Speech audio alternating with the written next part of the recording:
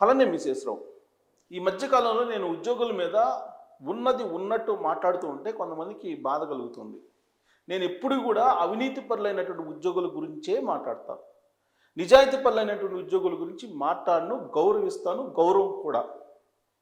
కానీ ఉద్యోగుల్లో ఎక్కువ మంది అవినీతి పరులు ఉన్నారా లేదా అనేది మీరు గుండె మీద చేసుకొని మీరు ఆత్మ పరిశీలన చేసుకోండి.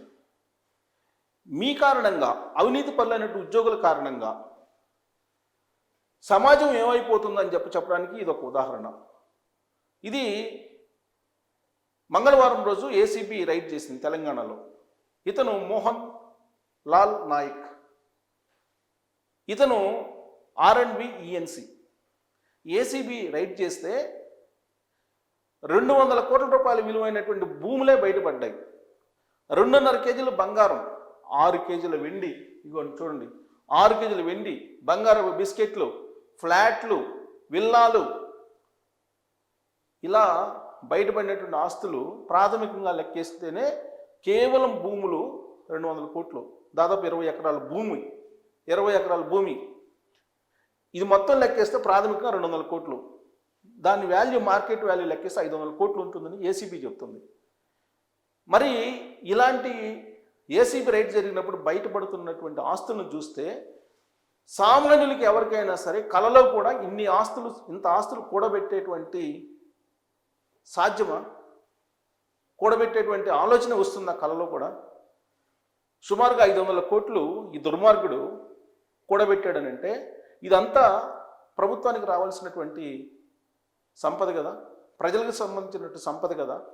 మరి ఇలాంటి వాటిని చూసినప్పుడు మీరు నిజాయితీ పరులైన ఉద్యోగులు ఎవరైతే ఉన్నారో వాళ్ళు ఇలాంటి వాళ్ళని ఏమనాలి? ఇలాంటి వాళ్ళని పట్టించాలి మీరే. కానీ మీరు పట్టించట్లేదే. పైగా గొంతుమ కోరికలన్నీ కోరుతున్నారు కదా. సమాజంలో ఉండేది మ్యాక్సిమం 3% ఉద్యోగులు, మ్యాక్సిమం. అది కూడా ఈ 3% కోసం 97% ప్రజలని పీకు తింటున్నారు కదా. 97% ప్రజలు ప్రత్యక్షంగానో పరోక్షంగానో పన్నులు కడితే వాటి మీద నెల నెలా జీతాలు తీసుకొని మీరు మీ కుటుంబాన్ని బతికించుకుంటూ ఉన్నారు. మీరు ప్రజాసేవకులు. కానీ ఎక్కువ మంది ఏం చేస్తున్నారు? మీలో ప్రజల మీద నాట్యం ఆడుతున్నారు, ప్రజల్ని పీకు తింటున్నారు రాబందుల్లాగా. మరి ఇలాంటి కేసులు బయటకు వచ్చినప్పుడు ఏమనాలి? ఇది బయటకు వచ్చింది కాబట్టి దీని గురించి ప్రస్తావిస్తున్నాం. మంగళవారం జరిగింది. గత వారం భుజంగరావు అని అడిషనల్ ఎస్పీ, ఇతని ఆస్తుల మీద రైడ్ చేస్తే అతని ఇంట్లో కేజీ బంగారం, 3 కేజీల వెండి, 20 ఎకరాల పొలానికి సంబంధించినటువంటి డాక్యుమెంట్స్ ఇవన్నీ బయటపడ్డాయి. భుజంగరావు అందరికీ తెలుసు. కేసీఆర్ గారి గవర్నమెంట్లో ఫోన్ ట్యాపింగ్ చేసినటువంటి అధికారులు ఆయన కూడా ఒకళ్ళు. మరి ఆయన దగ్గరనే, అడిషనల్ ఎస్పీ దగ్గరనే 100 కోట్ల రూపాయల విలువైనటువంటి ఆస్తులు బయటపడితే ఈ ఫోన్ ట్యాపింగ్ చేసినటువంటి మిగతా అధికారుల దగ్గర ఎంత ఉండాలి? హెడ్ దగ్గర ఎంత ఉండాలి? వీళ్ళందరికీ హెడ్ బాస్ ఉంటారు కదా, ఆ బాస్ దగ్గర ఎంత ఉండాలి? వీళ్ళందరూ ఎంతమంది ప్రజల్ని పీడించుకు తిన్నారు అనేది మీరు ఆలోచించండి. ఇక ఇంకోటి చెప్తాను మీకు. ఏసీబీ వాళ్ళకి మైండ్ బ్లాంక్ కావడంతో పాటు కళ్ళు బయర్లు కంపేటువంటిది. శివబాలకృష్ణ అని ఒక HMDA డైరెక్టర్ ఉన్నాడు, అప్పట్లో మాజీ డైరెక్టర్. అతని మీద రైడ్ చేస్తే బయటపడినటువంటి ఆస్తులు ఎంతో తెలుసా? 2000 కోట్లు. 2000 కోట్లు. ఒక HMDA మాజీ డైరెక్టర్ మీద రైడ్ చేస్తే వాళ్ళ బంధువులు లేదంటే ఆయన ఆస్తుల మీద రైడ్ చేస్తే 2000 కోట్లు బయటపడ్డాయి. మరి ఇవన్నీ ఎక్కడ వస్తాయి? ఆంధ్రప్రదేశ్లో గిరిజన శాఖకు సంబంధించినటువంటి ఒక ఎంప్లాయీ మీద రైడ్ చేస్తే ఏసీబీ వాళ్ళు 500 కోట్లు బయటపడ్డాయి. ఒక మామూలు ఎంప్లాయీని టచ్ చేస్తే కనీసం 100 కోట్లు తక్కువ ఎవరు లేరు అవినీతి పరులైనటువంటి ఉద్యోగులు. వీళ్ళని మళ్ళా అంటే కోపం వస్తుంది. కారణం ఏంటి? సంఘటిత కార్మికులు వీళ్ళు. అసంఘటితంగా ఉండేటువంటి వాళ్ళ మీద వీళ్ళు నాట్యం ఆడుతూ ఉంటారు. ఇంకా చాలా లిస్ట్ చెప్తాను నేను. ఏసీబీకి దొరికినటువంటి వాళ్ళు కొన్నే చెప్తున్నాను నేను. కరెక్ట్గా ఏసీబీ కనుక పకడ్బందీగా ఉంటే వీళ్ళందరి జాతకాలు బయటపడతాయి. ప్రజలు ఎమ్మడిపడి కొడతారు.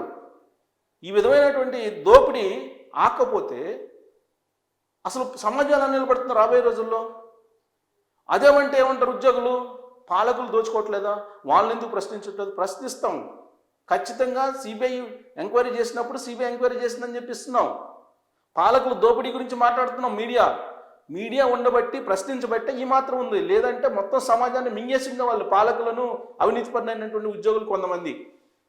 ఈ మాత్రం ఉందంటే కేవలం మీడియా ప్రశ్నిస్తుంది అనేటువంటి ఒక చిన్న భయం ఎక్కడో ఉంది.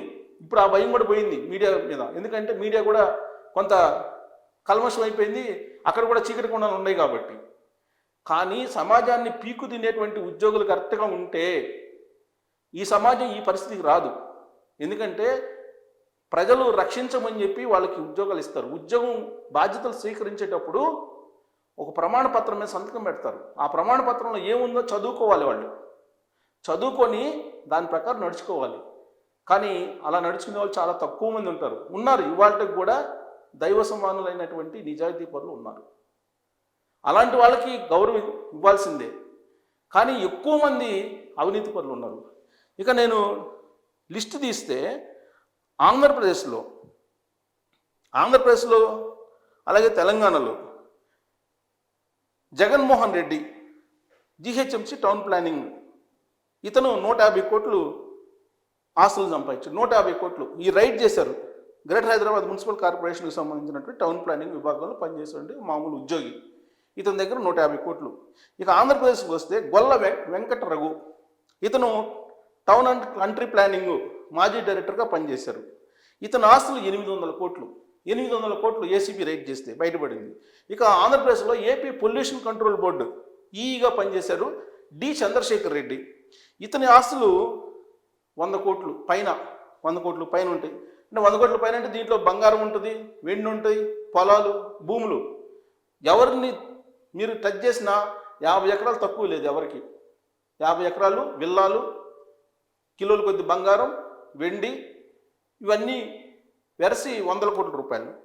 తర్వాత ఎంఎస్ఆర్ మూర్తి సబ్ రిజిస్ట్రార్, ఇతను 100 కోట్లు ఉన్నాయి ఇతని దగ్గర కూడా.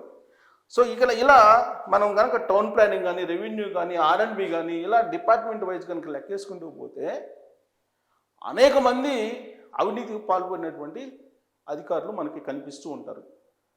మరి వీళ్ళు కనిపించినప్పుడు ఉద్యోగుల మీద ఖచ్చితంగా జెడ్ ఉద్యమం చేయాల్సింది ఎవరి మీద అంటే అవినీతి పరులైన ఉద్యోగుల మీద.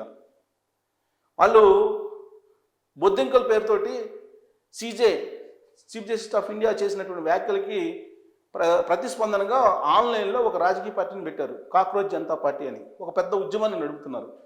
అలాంటి ఉద్యమం అవినీతికి వ్యతిరేకంగా రావాలి. వచ్చి ఉద్యోగుల్ని, అవినీతి పడినటువంటి వాళ్ళని వెంటబడి నిలదీయాలి. లేదంటే ఈ సమాజం బాగుపడదు. ఈ సమాజం, భారత సమాజం బాగుపడాలంటే అవినీతిపరమైన ఉద్యోగుల్ని వెంటాడాలి. లేదంటే వీళ్ళే పాలకులకు కూడా ఎలా అవినీతి సంపాదించాలని గైడెన్స్ ఇచ్చేది కూడా వీళ్ళని కనుక కట్టడి చేస్తే వాళ్ళు కూడా సెటరేట్ అవుతారు. లేదంటే ఈ సమాజాన్ని పీక్కు తింటంతో పాటు మింగేస్తారు. ఈ తిమింగలాలు కాదు, తిమింగలాల కన్నా ఏదన్నా పెద్ద పేరు ఉంటే, అనకొండ కన్నా ఇంకేమైనా పెద్ద పేరు ఉంటే అది పెట్టుకోవచ్చు ఇలాంటి వాళ్ళకి. దీని మీద మీరు కామెంట్ చేయొచ్చు. Thank you.